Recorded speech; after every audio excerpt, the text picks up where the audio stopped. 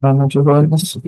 Espero que estén bien. Vamos a seguir con la continuidad de la clase de lentes históricos que teníamos la semana pasada.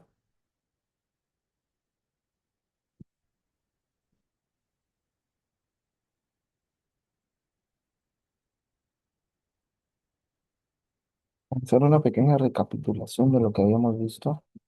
Hablamos un poco del astigmatismo, de la clasificación, de la magnitud del astigmatismo, de cómo un astigmatismo pequeño en lentes de contacto pueden llamarlo insignificante hasta 0,50. Les hice la aclaración que para mí el 0,75 a menos 1,50 era ya un astigmatismo bajo, el moderado de 1,75 a 2,50 y el alto de 2,50 en adelante. Es por eso de que también hablamos de la incidencia por grado y de la incidencia también que tienen los fabricantes al hacer ciertas graduaciones por el número de pacientes que hay en ciertas graduaciones también, ¿no? Ok, el astigmatismo por incidencia y por tipos, que también es importante. Hablamos del astigmatismo residual después de ser corregido un paciente con un lente esférico, cuando le debemos de adaptar un lente tórico que va a quedar un astigmatismo ahí que vamos a tener que corregir. Y de lleno nos metimos a lo que eran lentes de contacto tóricos, que son lentes blandos, em, especiales para corregir astigmatismos refractivos con un diseño especial para que se puedan adaptar y para que puedan corregir también no solamente el defecto esférico, sino también el cilindro que tenga nuestro paciente. ¿Ok? Hablamos de los pacientes que son que buscan este tipo de lentes, que en muchas ocasiones son pacientes con lentes de contacto o que vienen usando lentes de contacto rígidos, mal adaptados, que la palabra lente de contacto blando le llama la atención, y ya que hay ahora un amplio stock para poderlos corregir, em, de la nueva tecnología para corrección de astigmatismo, que es ampliamente conocida a nivel mundial. Entonces eso les llama mucho la atención también y que lógicamente adaptar un lente tórico tiene una consideración de facilidad es mucho más factible en relación a un lente rígido gas permeable en todas sus presentaciones, ¿no? Hablamos de qué es lo que solicitamos en un lente tórico, que debe cumplir los métodos de estabilización, o hablamos prácticamente de cómo se mantiene ese lente dentro del ojo, los diseños y objetivos de los lentes históricos, y nos íbamos quedando ya por las marcas de referencia de los lentes de contacto blandos históricos, y les hice mucho hincapié en que las marcas de referencia son usadas únicamente para evaluar la orientación en sitio del lente. O sea, las marcas van a quedar igual siempre, depende cuál sea la fabricación por parte del proveedor o del fabricante, y únicamente se van a mover a derecha a izquierda, em, y nosotros debemos de interpretar ese movimiento para saber si hacemos alguna modificación en el eje o no. Las modificaciones normales en estos ejes deberían de ser de 10 a 15 grados, máximo 20, diría yo. Si no, estaríamos hablando de que la refracción se hizo mal. em, por eso no deberían de haber demasiada rotación. Si ustedes hacen una buena refracción, no van a tener problema en estar moviendo el eje. Así que tranquilos. Hablamos de los criterios de adaptación de lentes de contacto blandos tóricos, que hay que tomar en cuenta el grado del astigmatismo, la dominancia ocular del paciente, esto independientemente si es un esférico o un tórico, de las alternativas que tenemos con las diferentes marcas, porque hay marcas que nos van a poder brindar poderes un poco más elevados, y la evaluación de las necesidades visuales del paciente, para qué los va a necesitar, si los va a querer para hacer algún deporte, para ir a la universidad, para usarlo como primera corrección óptica y dejar como segunda corrección los lentes oftálmicos. Cabe siempre recordar de que debemos de tener un par de lentes oftálmicos adicionales a los lentes de contacto por la situación de alguna emergencia, descanso, etcétera, etcétera. Lo mejor es de que el paciente, si va a usar de lleno los lentes de contacto, independientemente que sean tóricos, esféricos o esféricos, perdón, que los usaran todos los días, pero un día a la semana por lo menos que usen eh, sus lentes oftálmicos o que varíen, ¿no? Ya un día gafas, un día lente de contacto o por lo menos toda la semana lente de contacto y un par de días a la semana lentes oftálmicos que vayan ahí variando un poquito. Eso sería ideal. O si han tenido un día muy cargado después de llegar de 10 12 horas usando los lentes de contacto, pues que lleguen a casa y se retiren los lentes y se pongan sus armazones oftálmicas, ¿no? Ok. Hablamos de también los métodos de adaptación, cuando es una buena, cuando está ajustada y cuando está floja, ¿sí? Y cómo compensarlo por una sobrerefracción. La rotación del lente, aquí nos estábamos quedando, que las marcas de referencia en el lente en muchas ocasiones están a las 3 y a las 9 o a la hora 6 y a las 12. O sea que vamos a tener una marca acá o acá en algunas marcas o acá y acá. O sea, arriba y abajo. O sea, a las 12 y a las 6 o a las 13 y a las 9 en la mayoría de los casos. Y si se mueven un poco, ya sea a favor de las agujas del reloj o en contra de las agujas del reloj, vamos a tener que hacer una pequeña compensación de este eje. ¿Cómo hacemos esto? Bueno, definitivamente vamos a tener que ver estas marcas en, en la lámpara hendidura o biomicroscopio.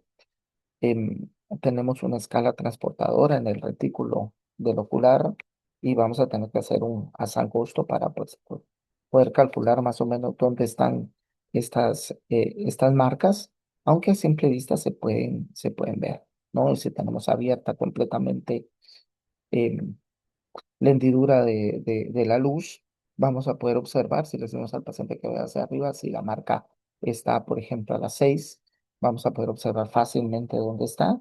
Y si le decimos que abra bien el ojo y las marcas están a las 3 y a las 9, también las vamos a poder observar. ¿De acuerdo?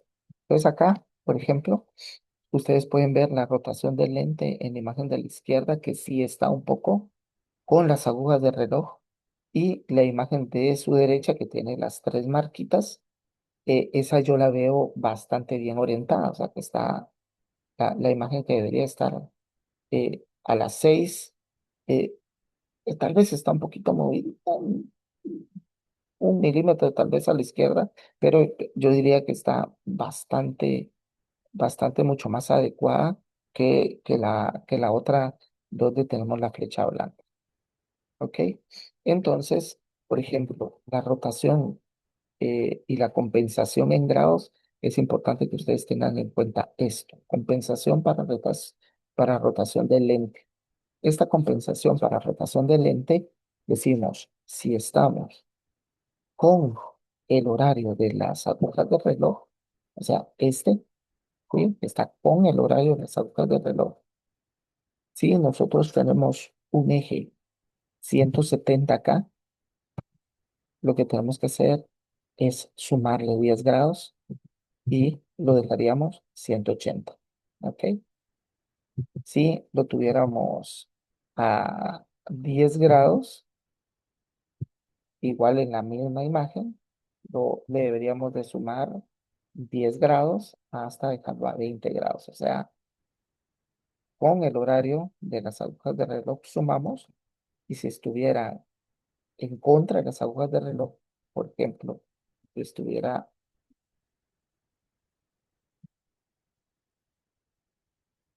por acá,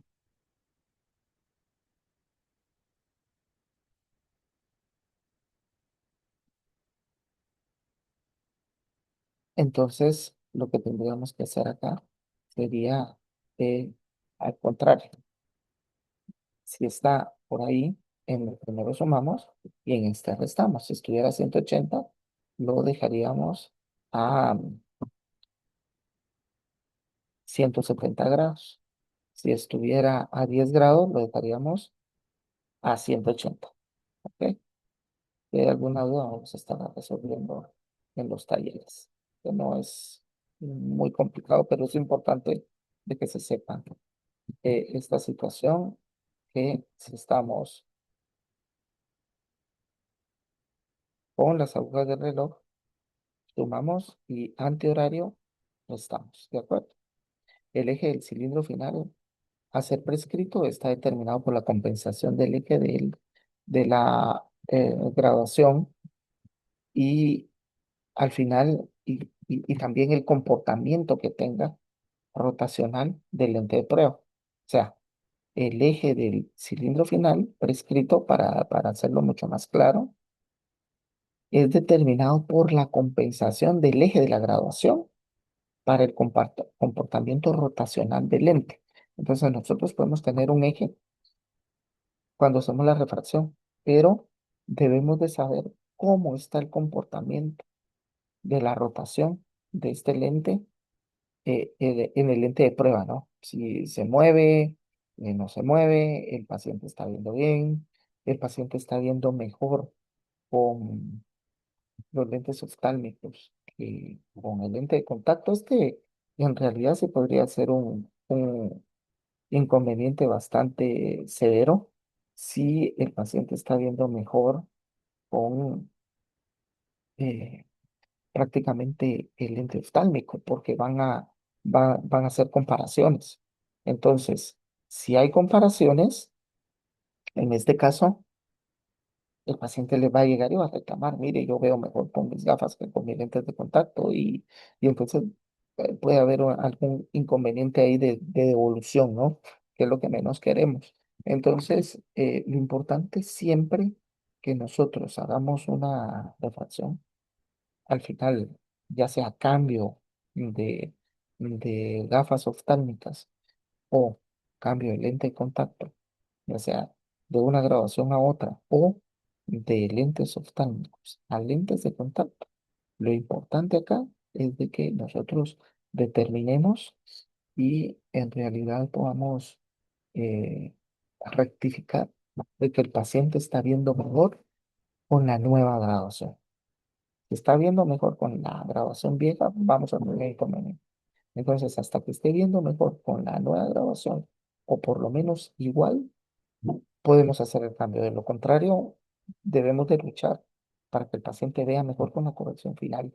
Esto siempre para que evitar esas comparativas de decir, mire, yo estaba viendo mejor antes y ahora estoy viendo peor, etcétera. Bueno, entonces hay que determinar bastante esto. ¿Ok? Porque vamos a hablar de esto. En los lentes tóricos es fundamental la estabilidad y el control de la rotación, como les decía anteriormente. Tal el caso que la claridad visual va a disminuir cuando el cilindro corrector se posiciona fuera del eje del astigmatismo y en términos de refracción es posible apreciar lo siguiente. Entonces, acá, si el cilindro se mueve en demasía, vamos a tener eh, vamos a tener inconvenientes porque vamos a perder un cierto porcentaje de de la visión del paciente, ¿no? Entonces, esto es lo mismo como cuando ustedes que tienen lentes oftálmicos ahora y tienen un buen porcentaje de astigmatismo, hacen esto con sus gafas, acá o acá. Si ustedes hacen ese ejercicio ahorita, como lo hicieron conmigo, aún si son solo esféricos, se mueve un poco el centro óptico, pero si ustedes tienen un problema de astigmatismo y hacen esto, o sea, la pérdida del cilindro refractivo se va a sentir muchísimo. La importancia de la rotación o de medir la rotación es de que si entre más alto sea el astigmatismo y más sea la rotación, más es la pérdida de visión. Si es un cilindro de -0,75, ustedes tienen un -2, -0,75 a 180, y al final quedó un poquito movido, y el lente ya no quedó a 180, sino quedó a 10, bueno, se va a perder tal vez un tercio de la graduación final de ese paciente, pero casi no lo va a sentir, porque estamos hablando de que la esfera es más grande y el cilindro es pequeño. Imagínense en una graduación con una esfera mayor, con un -8, -0,75. Debería haber quedado a 180 y quedó a 10 o quedó a 170. El paciente ni lo va a percibir, ni lo va a percibir. Sin embargo, si tenemos una graduación de -1, -1,75 a 180 y el eje al final, cuando nosotros eh, o pusimos un lente equivocado a 20 grados o la rotación no la compensamos, entonces ahí sí va a sentir prácticamente la pérdida. Más de la mitad del cilindro corrector se va a perder ahí, porque el cilindro es muy compensado con la esfera o a veces mayor que la esfera, entonces sí se siente demasiado y el paciente en realidad se va a sentir demasiado extraño y probablemente va a estar viendo mejor con los lentes anteriores, ya sean lentes de contacto o lentes oftálmicos. Otro consejo acá para los lentes históricos. Hay pacientes, o la mayoría de pacientes guarda sus cajas. En muchas ocasiones el paciente no es paciente suyo inicial, sino que llega a comprar las cajas con ustedes. ¿Sí? Si ya es usuario de lente de contacto, hay dos maneras de examinarlo. Una, si él tiene sus cajas, podemos hacerle una sobrerefracción encima del lente de contacto que lleve las cajas que está usando, porque usted ya tiene la grabación. Y pueden hacer una sobrerefracción solamente para hacer retoques. ¿Ok? Si el paciente tiró las cajas, definitivamente se tiene que quitar los lentes 24 horas antes para examinarse. Si es paciente nuevo, pues lógicamente va a llegar sin lentes de contacto, lo vamos a poder examinar sin ningún problema. ¿Ok? Entonces, si el paciente ya viene usando una graduación específica y al paciente le va bien, si vamos a hacer cambios, los cambios pueden ser en esfera o en cilindro o en el eje, ¿no? Sin embargo, si el eje está bien, no lo toquen, al menos de que el eje en realidad tenga una diferencia considerable, modifíquenlo. Pero si el paciente se siente bien con la graduación, aún si ustedes le están haciendo la, la prueba de agudeza visual con corrección y el paciente tiene una buena agudeza visual, le preguntan cómo se siente con los lentes, les dice que bien, que tiene comodidad y que está viendo bien, entonces lo bueno no se cambia. Vean cómo está el lente internamente, si está sucio, cuánto tiempo lo está usando, denle consejos de reemplazo de lente, de la limpieza del estuche y todo, pero lo bueno no se cambia. Si ya viene bien, o sea, no hagamos una revolución. Si viene muy mal, pues sí hay que hacerle retoques, pero de lo contrario, si viene bien, tranquilos. Únicamente hagan las modificaciones necesarias que deban de hacer. Eje. En último caso, si hay que mover la esfera, pues en muchas ocasiones moviendo 0,25, 0,50 la esfera, el paciente va a percibir una huesa visual mucho mejor, o en el cilindro, que en muchas ocasiones también no se lo han corregido al 100%, o hay cambios en realidad porque vienen pacientes usando sus graduaciones durante muchos años anteriores, y el paciente se siente hasta cierto punto bien con los lentes de contacto, pero si necesitamos hacer alguna modificación, recordemos ser muy minuciosos. eh, ya cuando ustedes llevan el control de la graduación, pues podemos decir que es un poco más fácil, porque ustedes buscan en su historial y ustedes saben qué graduación viene usando el paciente. En este caso, no deben, puede el paciente llegar con los lentes de contacto puestos si no tiene una corrección adicional en lentes oftálmicos. Sin embargo, aún si es su paciente, yo recomiendo verlo, si lo vamos a evaluar de nuevo con la refracción, Lo mejor sería que llegara sin los lentes de contacto, que se los quiten bien y que llegara con gafas. Si el paciente, que tengo varios así, que no pueden manejar porque no miran y que no tienen que lo lleve y aparte no tienen gafas, entonces, de plano, que lleguen con los lentes de contacto y bueno, evalúan ustedes, si no es usuario de ustedes, no es paciente de ustedes, lo evalúan con los lentes de contacto, hagan la sobrerefracción, le quitan los lentes de contacto, lo dejan descansando por lo menos una hora en la sala de espera y después lo volvemos a evaluar. Ya al volverlo a evaluar, ya hacemos una grabación al 100. Mejor si le sacamos de una vez grabación para lentes oftálmicos, y que tengamos la grabación de lentes oftálmicos y que tengamos la grabación de lentes de contacto para que mande a hacer ambos productos. ¿De acuerdo? Veamos. Es importante aquí determinar de que algunos usuarios de lentes de contacto no les gusta usar lentes oftálmicos, por eso están usando lentes de contacto, pero es importante es hacerle esa conciencia, ¿no? De que deben de tener eh, también sus gafas por cualquier emergencia. Siguiendo con la ejemplificación de la rotación del lente, si el lente se mueve 30 grados, es la pérdida total del cilindro refractivo. O sea, si tenemos un -1, -1,25 a 180, con 30 grados que se mueva, totalmente se pierde el cilindro refractivo. Entonces el paciente prácticamente va a estar viendo eso con esfera.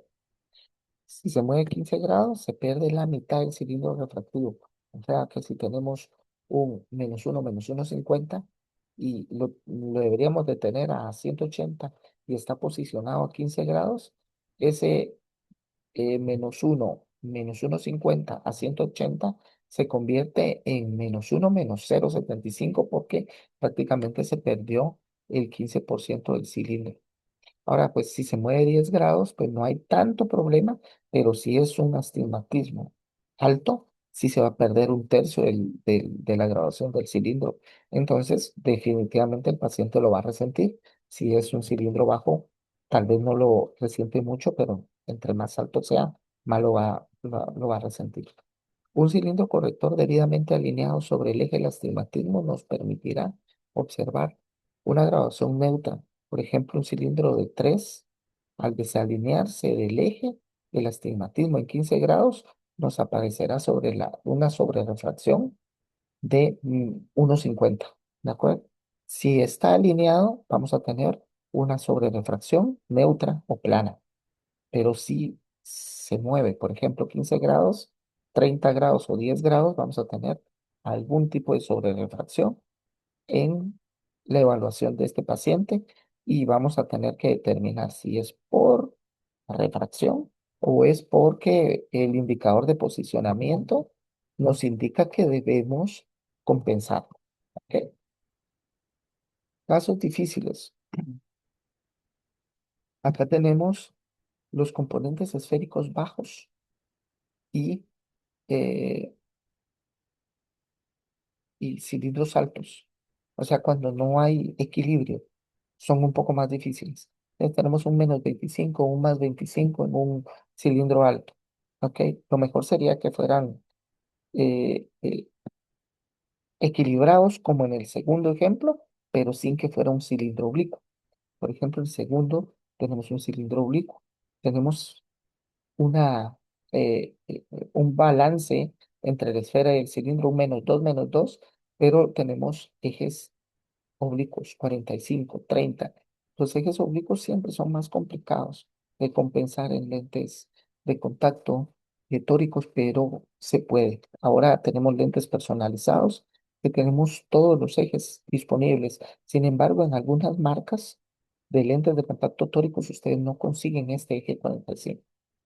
Lo consiguen hasta el eje 20 y después se salta hasta eje 60. Entonces ustedes tienen que saber o tienen que determinar o tomar al final la decisión si poner un eje 20 o poner un eje 60, imagínense. Sin embargo, si usamos una marca en la cual puedan tener todos los ejes disponibles o los más cercanos, vamos a poder corregir cilindros oblicuos. Y los cilindros altos siempre en lentes de contacto blando, sobre todo si son convencionales, vamos a tener un poco más de dificultad porque la córnea es irregular. Por ejemplo, en este +4 -6 a 80 puede ser un poquito más complicado. Sin embargo, el eje 80 no es difícil de compensar. Esos ejes no son complicados. Los ejes contra la regla no son complicados. Sin embargo, si el cilindro tan alto es complicado, en referencia con una esfera también bastante robusta. ¿Ok? Les dejo 5 puntos claves que tomar en cuenta.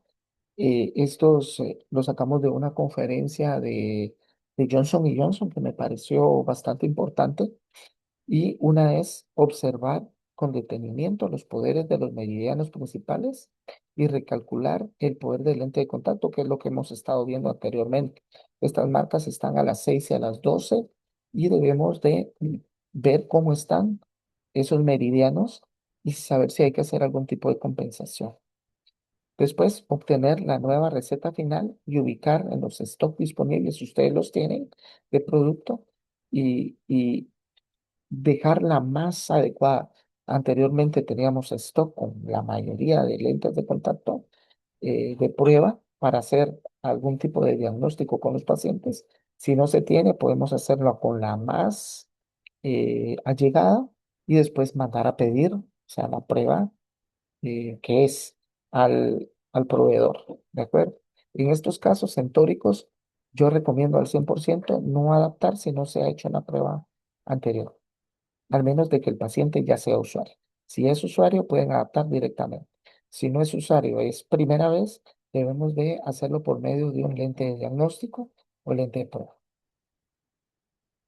Bueno, hay que tener en cuenta también las condiciones de hacer pruebas de estabilidad solamente y advertirlo al paciente en caso de no disponer con el lente de la receta final calculada. Si no tenemos el lente final, indicarle al paciente que le van a hacer la prueba, pero que con este lente no va a ver igual que con el final, ¿sí?